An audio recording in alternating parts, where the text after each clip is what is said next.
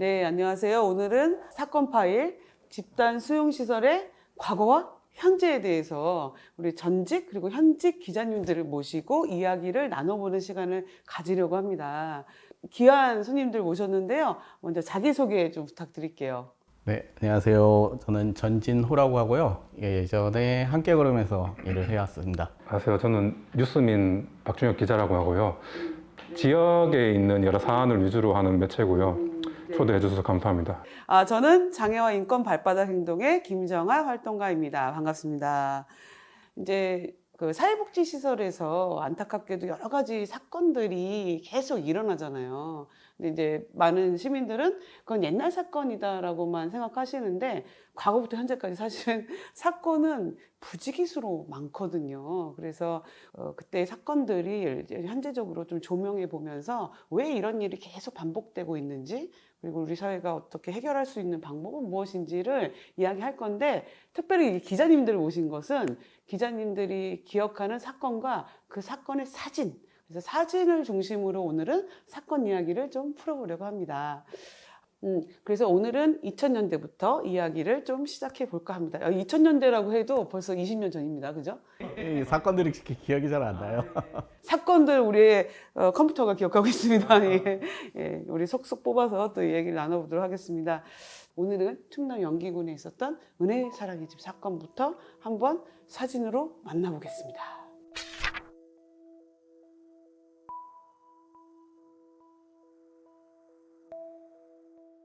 이 사진을 보면 이게 어떤 사진일 것이다. 우리 박 기자님 2010년 이후에 기자 되셨다고 하니까 기자의 감으로 저 사진은 어떤 사진 같아요? 평소 생활을 하는 공간처럼 보이진 않는데 벌 쏘고 있는 것 같은 느낌. 교도소에서 그 독방 보내는 것 같은 느낌처럼. 네, 맞습니다. 저 방은 감금방이었어요. 네, 감금방이었고, 이제 저희가 사실은 이제 조사를 갔는데, 불시에 조사를 간 거거든요. 근데 바깥에 이렇게 나무로, 왜 영화에서 보면 X자로 이렇게 나무 판내기로 이렇게 딱 못 들어가게 그런 식으로 막혀 있었어요. 그래서 우리가 조사는 모든 공간을 해야 되니까 여기를 열어달라 그랬더니 아무것도 없는 창고인데 왜 보려고 하냐. 이거 뜯고 하면은 귀찮으니까 하지 말아라. 뭐 볼 거 없다. 열어라. 실갱이가 한참 있었거든요. 실갱이 끝에 열었더니 악취가 확 올라오면서 저 여성분이 혼자 저기에 우리를 쳐다보지도 못하고 저렇게 계셨었어요.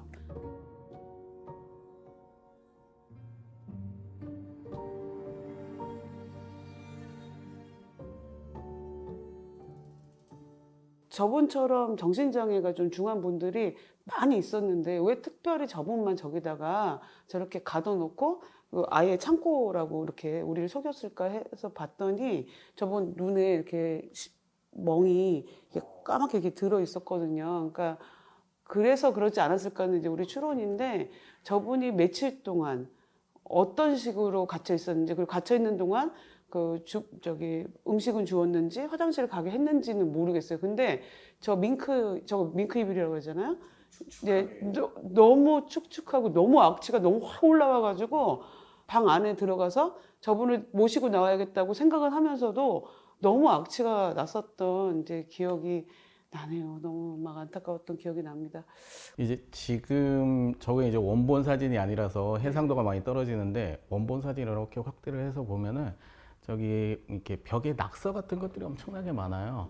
그러니까 피딱지도 있고 뭐 체액도 묻어 있고 이 용변도 막 묻어 있긴 하는데 거기에 이제 낙서 비슷한 게 막 이렇게 있는데 저게 뭐지 하고서 제가 이렇게 확대를 해서 보니까 살려달라는 메시지가 적혀 있는 거예요. 그걸 보고서 너무 이게 무서워서 전율을 느낀 적이 있었죠. 그런데 저런 감금방이 그때 당시 거의 대부분의 미신고 시설 이런 시설에 가면 거의 대부분 저런 감금방이 있었고, 근데 저기에 공통점은 창문이 없었다라는 점. 그리고 저기에 집어넣기 전에 약물을 투여를 했다는 점. 그런 것들이 되게 충격적이었죠. 그리고 저렇게 감금방이 사실 사회복지 시설에서도 안타깝게도 되게 많았다는 점이 좀 생각이 납니다. 그래서 그 다음 사진을 좀 보시면, 저 전진호 기자님 저기 갔었죠.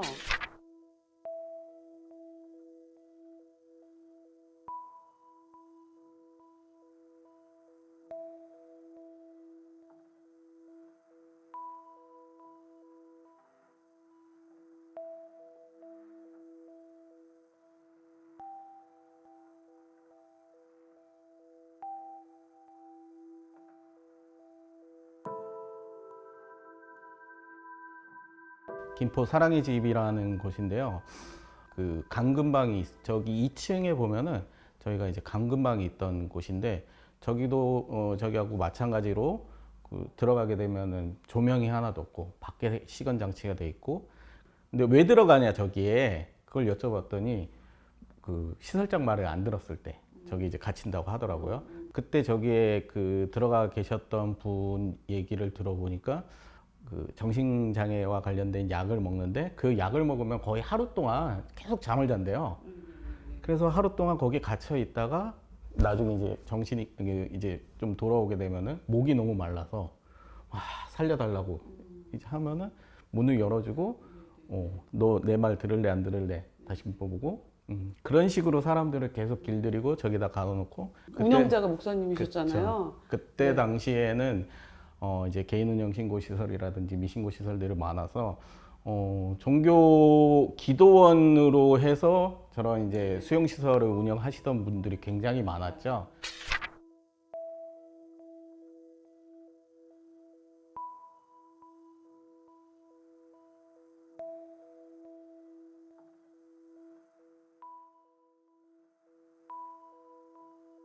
종교 베이스를 갖고 있는 분들이 이렇게 기도원이나 이렇게 성경원 뭐 이런 식으로 시작한 것을 이렇게 시설로 해가지고 정부로부터 지원을 받으려고 많이들 했었어요. 그래서 저희가 사건들마다 목사가 왜 이렇게 많냐 그런 얘기도 하고 특정 종교를 말해서 좀 그렇지만은 이건 뭐 실제 있었던 일이니까 어쩔 수 없어. 그 또 이 사건이 또 그 원장님께서 아들이 장애인이었는데 자기 아들이 저기 휠체어 타시는 장애인이었는데 2층에 계속 있는 거예요. 그러니까 못 나오는 거잖아요. 그러니까 사실상 감금이죠. 그리고 그 아들을 시설에 입소돼 있는 지적장애인하고 결혼을 시키고 근데 그 지적장애인과 3명의 여성장애인을 성폭행을 했어요. 자기 며느리를 포함한 지적장애 여성들 입소돼 있는 사람을 성폭행하는 문제라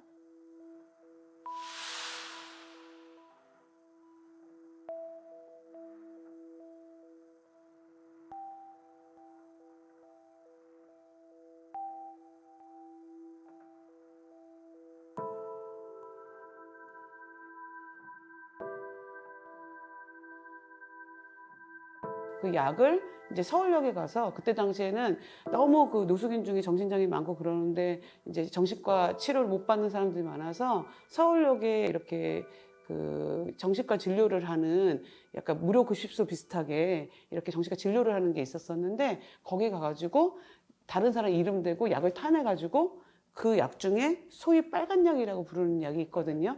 그 약들을 추려서 말 안 들으면 그걸 주는 방식으로 했었던 사건이에요. 그래서 저 시설에 6명이 죽었는데 이제 다른 입소자들의 증언으로는 약을 과다하게 먹어서 죽은 거다. 그 사람들은 이렇게 얘기를 했는데 이제 사실 되게 그런 게 죽은 사람은 말이 없고 그 돌아가신 분들의 가족도 없거나 아니면 가족이 이제 찾지 않으시는 분들이 많다 보니까 6명이나 죽었는데도 그냥 이렇게 뭐 목소리 대고 저걸 제보하니까 그제서야 드러나 보니까 막 성폭력에 막 장난 아닌 문제들이 있었던 사건이었습니다. 예. 이런 표현을 써도 되는지 모르겠는데 주워온다고 그랬잖아요. 네. 서울역 아까 얘기를 하시니까.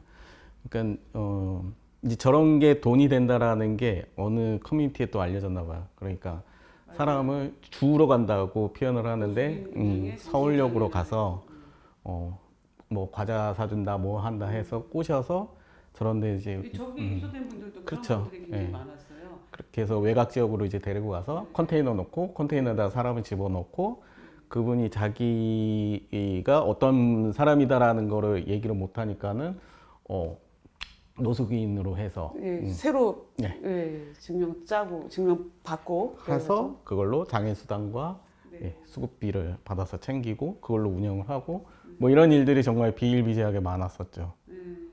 이제 저런 것들을 문제를 해결하자고 정부가 양성화 정책을 핀 거죠. 미신고 시설을 신고 시설로 양성화하겠다. 그러니까 정부가 그 당시에 이 시설들이 다 막 여러 가지 막 이런 상황인데 이런 시설들을 그때 당시에 로또 기금, 그러니까 복권 기금이죠. 그걸 줘가지고 양성화 시키겠다고 막 하던 시절이에요. 그래서 저희가 그때 당시에 그 소위 기재부의 조직 중에 조달청이 있었던 그 강남의 그 조달청 앞에서 막 집회를 하면서 그 미신고시설 양성화 시킬 돈 있으면 활동지원 서비스 도입하고 그 돈으로 장애 당사자들에게 전세자금 지원해라 그러면서 막 피 터지게 싸우다가 제가 저기 경찰들한테 손가락이 부러졌던 기억이 납니다. 너무 옛날 전 얘기, 옛날 얘기. 그러니까 그 생각해 보면은 종교인들이 하기에 너무 괜찮은 거예요. 왜냐면은 누군가한테 무상으로 땅을 임대를 받아요. 거기다 컨테이너를 하나 갖다 놔요. 컨테이너 갖다 놓고 아까 말씀드렸던 것처럼 이제 사람들을 주워와요. 그래서 한 30명을 집어넣어놔. 그러면 30명이 되니까는 밖에서 봤을 때는 이거 이제 완벽한 거주 시설이거든요. 같이 공동체라고 그때는 표현 많이 했었죠. 먹고 뭐 여기서 이제 스스로 뭐 일도 하고 뭐 이렇게 한다. 그러니까 로또 기금이 여기 또 들어와. 그 땅이 무상으로 받은 그 땅을 구입을 할 수 있게 되고 그게 이제 법인으로 만들어지고 그래서 지금 법인으로 넘어간 곳들이 굉장히 많죠. 네. 제가 이제 다음 사진을 보시면 너무 그 양동이 사진이 많습니다.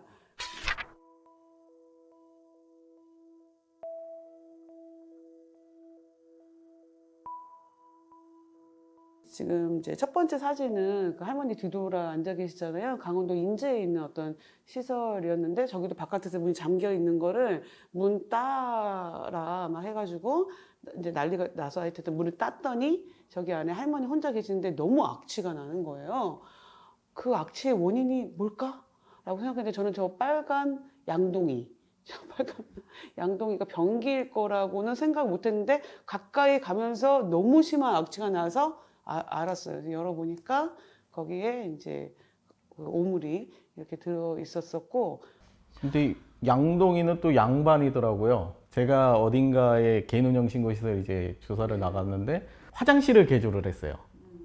그래서 아예 옷을 벗겨서 거기다 그냥 갖다 놔. 안 쓴다라고 하는데 일단 딱 문 열면은 그 냄새가 확 나잖아요.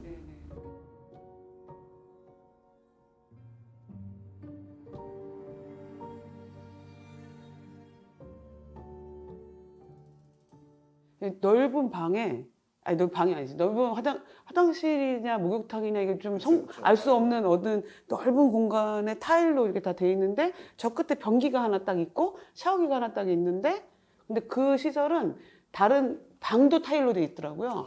그래서 아니 그 노인도 많고 장애인들도 걸음이 불편하신 분이 많은데 넘어지시면 어쩌려고 타일로 했냐고 했더니 자기네가 그게 이제 미신고 시설 양성하면서 정부 돈 받아갖고 새로 지은 거였거든요.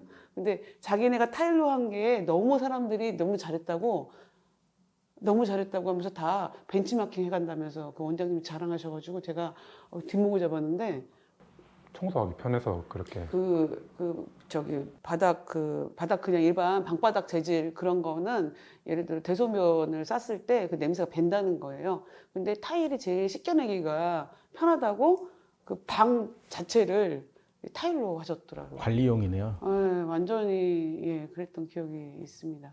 이 사진을 보니까 저는 그냥 개인적으로는 농촌 지역의 저기 이주노동자 숙소가 이렇거든요. 지금의 이주노동자 숙소가 이렇거든요. 특징이 미등록인 경우가 많기 때문에 그리고 뭐 신고가 당하면 바로 이렇게 잡혀가는 경우가 많고 그리고 농업의 특성도 있고 해서 사실 뭐 건물이 아니라 가건물의 형태로 움막에 이렇게 돌아가시고 하는 것들이 농막 그게 특성이 그렇게 좀 있더라고요. 예. 소위 사회적으로 이 힘이 없는 사람들을 이제 사회가 어떻게 처우하고 있느냐라는 걸 아주 극명하게 보여주는 것 같아요. 근데 장애가 있거나 가난하거나 소위 이제 불황인이라고 불리는 사람들에 대해서 그렇게 열등 처우를 넘어서서 정말 그 진짜 비인간적인 말도 할 수 없는 환경에 그들을 이제 거기에 있게 했고 체류하시는 노동자들이나 이런 분들을 또다시 또 그렇게 아유 참 답답합니다. 그럼 우리 또 다음 사건 얘기를 또 해볼까요? 이 다음 사건은 그 참 이것도 좀 인상 깊은 사건인데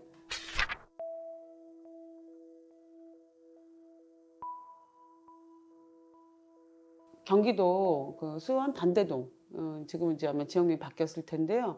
거기서 그 장애 아동들을 언어치료원이라고 차려놓고 거기로 입소를 받아요. 근데 거기는 분당에 있는 40평대 좋은 아파트예요. 입소를 딱 받아가지고 그 부모가 관심이 없고 자주 찾아오지 못하는 경제적으로 어려운 부모다라고 생각이 들면은 성남에 있는 다른 옥탑방을 만들어 놓고 그 옥탑방에 장애 아동을 가둬놨던 사건이에요. 첫 번째 사진 설명 좀 예. 해주세요. 저게 되게 첫 충격적이었는데. 번째 사진은 거기 옥탑방에 갇혀 있을 때 직원이 아무도 없이 장애 아동들만 가둬놓는 거예요. 제가 학교 선생님이라고 거짓말을 하고 그 아이들을 자원봉사 시킬 곳을 찾고 있다 이러면서 사실은 이제 이게 들어갔었던 때였는데 그때 거기 있는 장애 아동들이 옥탑방에 있으면서 옥탑방에 창문들이나 이런 게 다 그 쇠파이프로 이렇게 다 막혀 있었고요. 거기를 이렇게 그 철조망을 그 사이도 다 철조망으로 이렇게 막혀 있는데 그 철조망 중에는 좀 뜯겨져 있는 데가 있었는데 그 속으로 우리가 바깥에서 제가 그렇게 이제 자원봉사 간다고 이렇게 거짓말 할 때 말고 진짜로 여기 있는 분들을 어떻게 이제 해야 되겠다. 어쨌든 구출해야 된다 이런 마음으로 이제 경찰하고 이렇게 쳐들어갔을 때 거기 있는 아동들이 이렇게 손을 내밀면서 이렇게 도와달라고 했었던 그 장면입니다. 그리고 그 사진 중에 세 번째 사진은 그 지금 막 딱 보시기에 뭐 같아요, 저게? 뭔가 언어를 치료라고 하니 그 신문을 가져다 놓고 역시 기자님은 날카롭다. 날카롭다. 저는 정신벽지를 안 발라서 신문이 발라져 있는 줄 알았거든요. 제가 왜 자원봉사 구한다고 그러면서 이제 들어갔다 그랬잖아요. 근데 그때 원장이 저한테 뭐라 그러냐면, 이 벽지에 글씨들 애들 공부시키는 거라고, 장애아동들. 막 어떤 신문은 거꾸로 붙여져 있어. 거꾸로 신문이 붙여져 있는데, 그게 언어 치료하는 거라고 하더라고요. 근데 제 인상을 티 안 나게 하려고 정말, 이러면서 그러십니까 하는데 와 진짜 속에서 진짜 막 불이 올라왔던 기억이 있습니다. 발달 장애가 있는 그 자녀를 둔 어르신들, 부모님들은 저런데 이제 데리고 와서 아이가 조금이라도 뭐 개선이 되거나 장애가 낫는다. 그때 낫는다라고 하잖아요. 완치된다. 이거에 말에 해서 저게 맡기고 또 이제 자기가 돈을 벌어야 되니까는 저런 데를 희한한 형태의 수용시설이었죠, 저기는 맞아요, 정말. 맞아요. 예. 저 사건을 제보한 사람들이 누군지 아십니까? 학생들로 알고 있는. 맞아요. 네. 어느 대안학교에 그 중학교 2학년 학생들이었어요.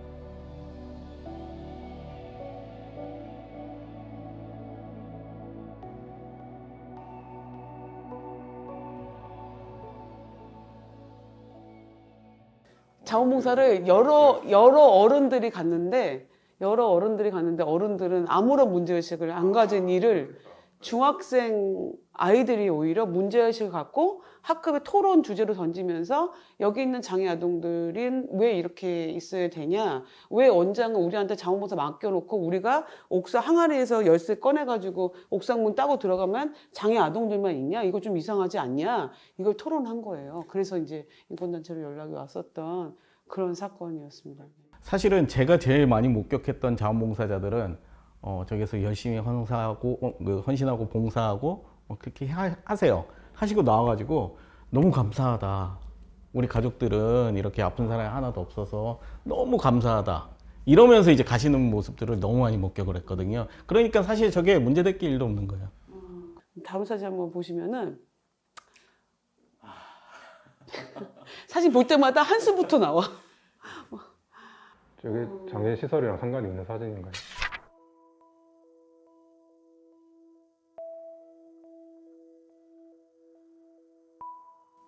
장애인 시설인지 모르겠죠. 어떤 느낌 사진 보시면서 어떤 느낌? 쓰레기 재활용 분리수거장에 가서 자원봉사하는 사진 같은. 뭐 비슷합니다. 네, 네. 이제 전국에 있는 그 당시 이제 미신고 시설이죠. 학대 시설들을 이제 취재를 가다 보면 몇 가지 이제 공통점들을 발견을 하게 되거든요. 그 시설장들이 이제 늘 하는 멘트들이 있죠. 잘 아시죠?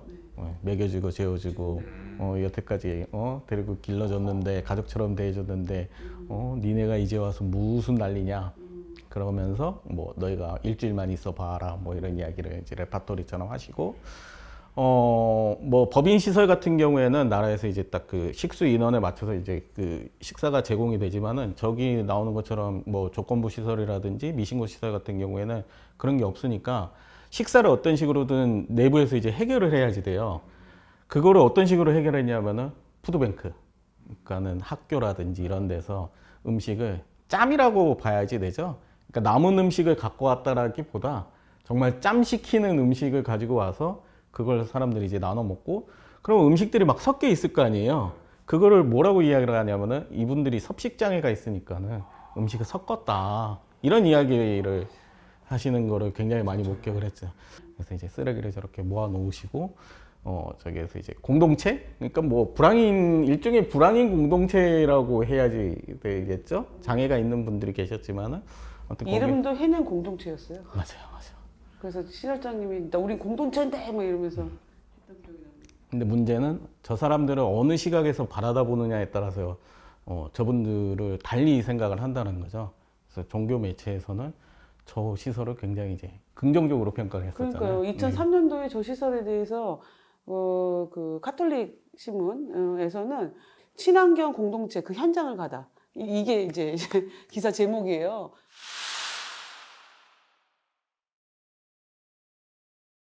저기 안에는 아동도 살았고 완전히 노인도 살았고 그러니까 한 30-40명의 외국인 노동자도 있었고요. 막 이렇게 뒤섞여 살았는데 새벽에 뭐 노래방이나 이런 데 가서 캔, 뭐 병 이런 거 막 수거를 해와요. 돈 될 만한 것들을 수거를 해오고 그 사람들 저기서 놔두면은 저기에서 이제 바깥은 못 나가고 약간의 노동 능력이 있는 사람들이 저거를 분리해서 돈 되는 걸 찾아요. 저 속에서 뭐 저기 뭐 캔 같은 거 막 찾고 이런 거거든요. 거기에 이제 근데 거기에 그러니까 막 유리 파편부터 해가지고 막 캔 날카로운 거 막 완전히 부지기수 널려 있고요. 저기에 비 오고 눈 오고 뭐 오고 그리고 그대로 쌓이고 해가지고 완전히 쓰레기장이거든요. 거기에 안에 그 컨테이너가 있고 거기 안에서 아동들부터 해서 노인들까지 다 같이 살고 있고 음식은 푸드뱅크 집 안에 들어갔는데 집 안도 다 엉망진창이에요. 근데 결국 형사처벌 받는 주요 핵심이 뭐였냐면은 기초생활수급자의 수급비를 그 원장이 횡령한다는 거지 저기 있는 사람들을 저렇게 열악하게 살게 하고 저 사람들 볼모로 계속 그 수급비를 갈취해가면서 사는 그 저런 인권 침해에 대해서는 근본적으로 법원이나 행정이 어떻게 못하는 거예요. 그래서 저희가 막 행정도 난리치고 해가지고 이제 문 닫으라고 그러고 막 난리쳤는데 저분이 저한테 자랑스럽게 보여준 게 있었어요. 그게 뭐였냐면은 사법연수원생들이 자원봉사 온다고 하는 공문도 아니고 그게 뭐랄까 하여튼 증명서 같은 거였거든요. 이걸 보여주면서 봐라. 매 해마다 사법연수생들이 여기 자원봉사 온다. 이러면서 저한테 우리는 사법연수원도 인정하는 곳인데 막 그렇게 막 얘기를 하는 거예요. 근데 우리나라에서 사법적으로 가장 높은 자리에 있을 사람들, 앞으로. 그런 사람들은 저기에 가서 아동, 노인, 장애인 다 저렇게 살고 있는 문제를 문제의식을 안 갖고 열심히 자원봉사하고 증명 보내고 이러고 왔다는 게 진짜 너무 막 충격적이었어요. 오히려 기성세대들이 얼마나 이 사회에 이 병들어 있는 것들을 묵과하고 침묵하고 있는가를 저 사건을 통해서 정말 뼈저리게 느꼈던 것 같아요.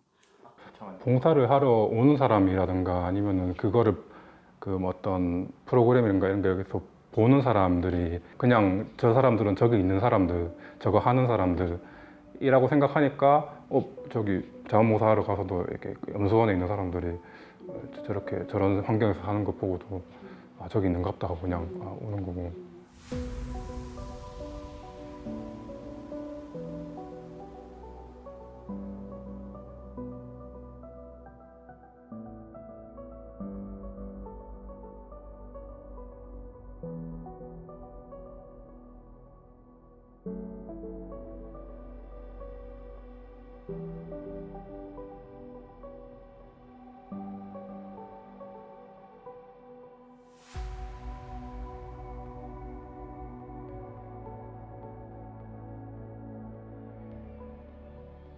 이제 이런 방식으로 해서 장애인들에게 굉장히 열악한 환경에 주부식과 난방 안 해주고 피복 안 해주고 막 후원금 횡령하고 이런 사건들이 이제 반복됐던 우리 2000년대, 2010년대 이런 시절이 있었어요. 근데 이런 얘기를 하면 사람들이 아 요즘에는 안 그러잖아 뭐 이런 얘기들 많이 하는데 또 그래서 우리 또 기자님 현직 기자님 모셨잖아요. 방금 말씀하신 그 문제가 최근에도 벌어지고 있고 법원에서도 이렇게 뭐 어떤 처벌을 받고 있고 똑같이 진행되고 있는 문제인 거죠.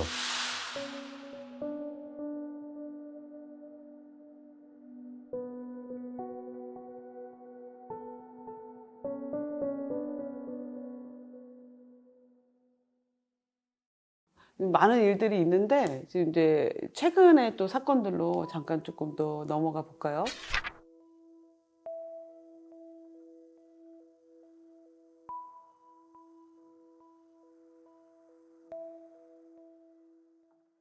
그 청도 대남병원 아시죠? 아, 네네네. 그 유명하잖아요. 네. 우리나라에서 거기, 네. 코로나로 첫 번째 코로나 사망자가 첫 났던. 번째부터 거의 제가 그때 지역 일이니까 카운트를 다 셌는데 첫 번째 사망자부터 여덟 번째까지였던가 열 번째까지였던가 사망자가 전부 다 대남병원에서 연속적으로 났었는데 그때 그 코호트 격리하고 난 다음에 이게 사망자가 계속 나오고 이렇게 감염이 막 100명까지 이렇게 늘어나고 하니까 이분들을 뭐 어떤 중앙 의료기관으로 이렇게 위급하신 분들 위주로 이렇게 보냈다가 다시 어떻게 됐나 궁금했어요.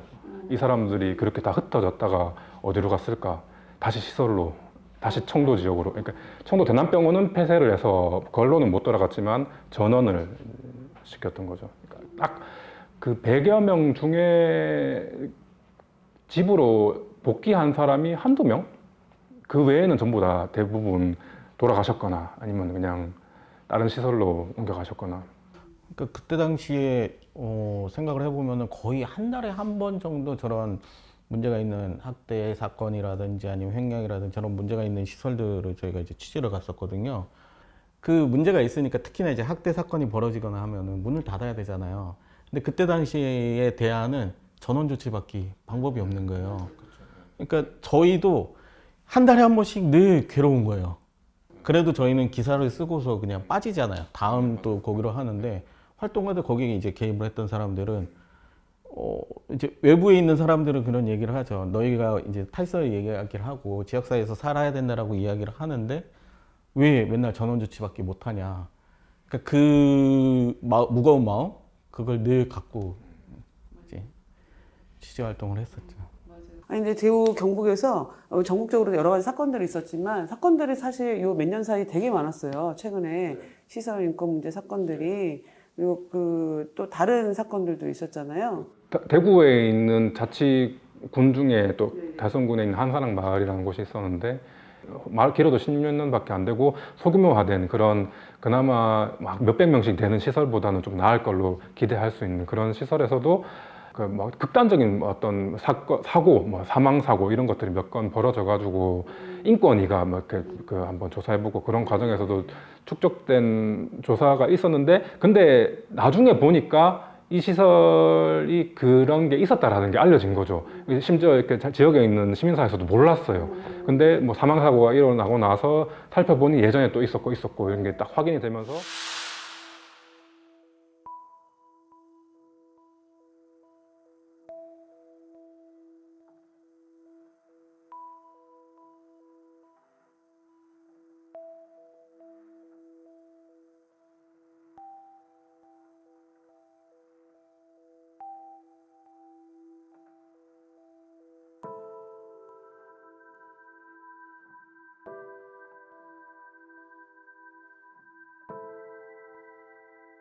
이게 여기 뭔가 이제 관심 지역이 되게 되고 하면서 최근에도 뭐 한 달 전까지만 해도 그러니까 뭐 인권 침해 재발 방지를 대책을 요구하면서 뭐그 달성군청 앞에서 농성도 뭐 좀 오래 벌어지고 뭐 그런 과정이 있었었죠. 근데 그 사례에서 제가 좀 특이점으로 본 거는 장애인 부모들의 어떤 그 폐쇄를 해버린다든가 뭐 시설 뭐 운영 정지를 그런 식으로 조치를 하면 안 된다. 왜냐하면 자기 자녀들이 거기 있고 그렇기 때문에 적어도 폐쇄를 하면 안 된다라는 요구를 하면서 이게 또 이제 그 자치단체 입장에서는 이거를 활용할 수가 있는 거죠. 이런 의견이 있다. 적극적인 당사자들이다. 네, 이 사람들은 적극적인 행정 조치를 안 하는 네. 명분으로 부모님의 의견을 너희는 외부 아니냐. 예. 경북 지역에 또 그렇고 대구 지역에 보이는 경향 중에 하나가 시설 인권 침해 문제가 벌어졌을 때 부모님들이 그 인권 침해에 따른 어떤 행정 조치를 하지 말라고 요구하는 운동적으로 이렇게 그런 게 흐름이 생겼거든요. 그러니까 사실상 반대하는 부모들이 모여서 약간의 어떤 세력화의 느낌으로 해서 그런 이슈들에 대응을 하기 시작하더라고요. 그게 그런 또 공통적인 경향인 건데 제가 취재했던 다양한 그 시설 인권 침해 문제에서 그런 게 공통적으로 또 보였어요. 어찌 보면은 그 내막을, 그 과정을 모르고 보면은 이기적인 게 아니실까? 그러니까 자기 자녀를 이렇게 해놓고 그런 인권 침해가 벌어지는데 그런데 거기 계속 한다 이렇게 일면 이해가 안 될 수도 있는데 그 과정을 살펴놓고 보면은 또 그런 부모님들을 막연히 그냥 뭐라고 하거나 선입견을 가지고 이야기가 어려운 그런 상황이 또 되더라고요. 저는 그러니까 사실은 그 문제의 본질은 국가에 있는 거지 부모님들은 충분히 그런 마음 가지실 수 있다라고 저는 생각을 합니다.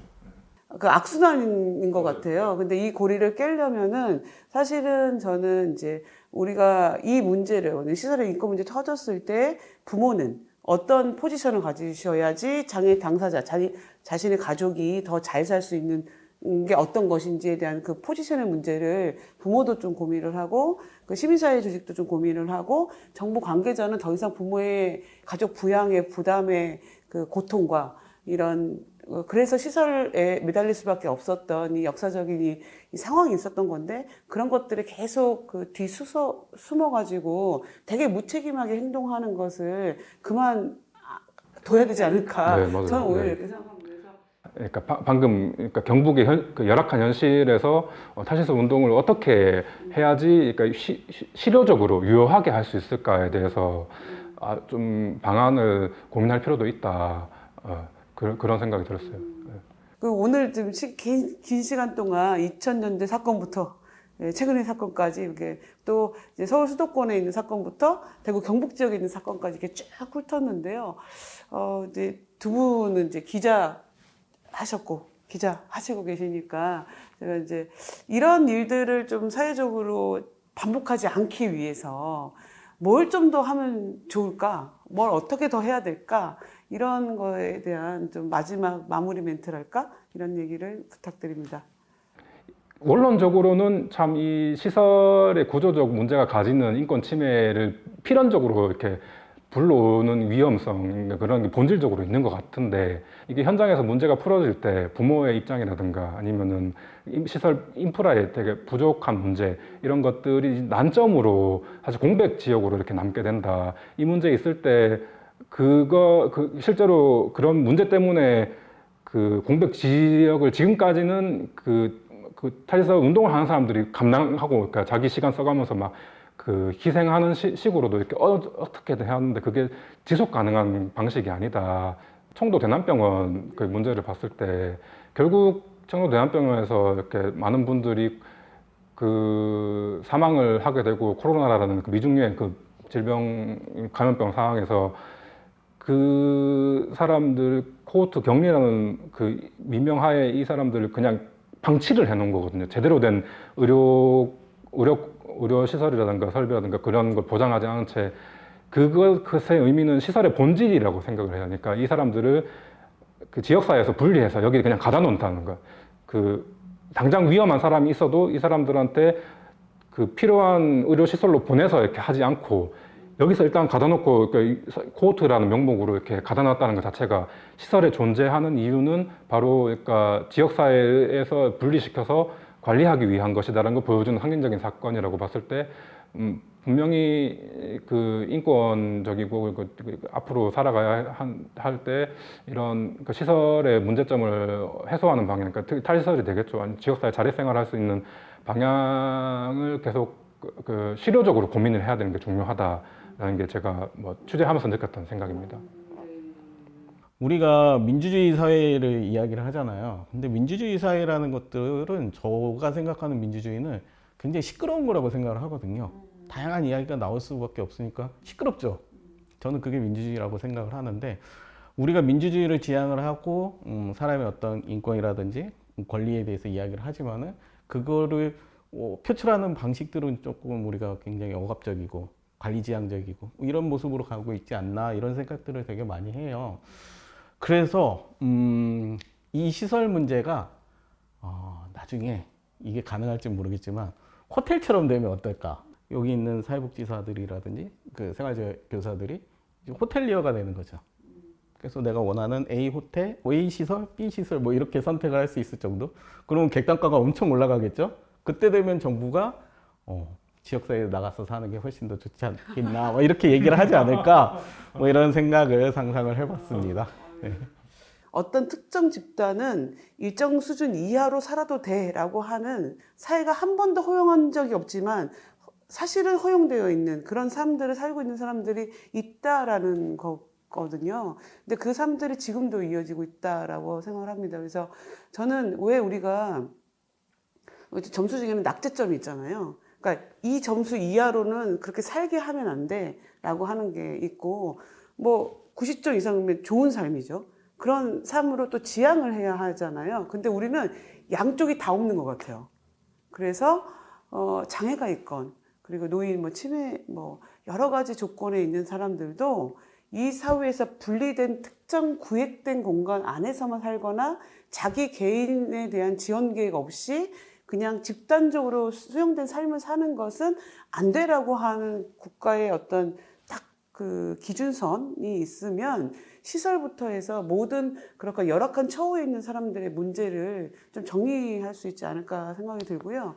어느 사회나 지향성은 갖고 있어야 된다라는 생각이 들어요. 그래서 우리 오늘은 사진으로 보는 또는 사건으로 보는 이 집단 수용시설의 과거와 현재 이런 걸 좀 살펴봤는데요.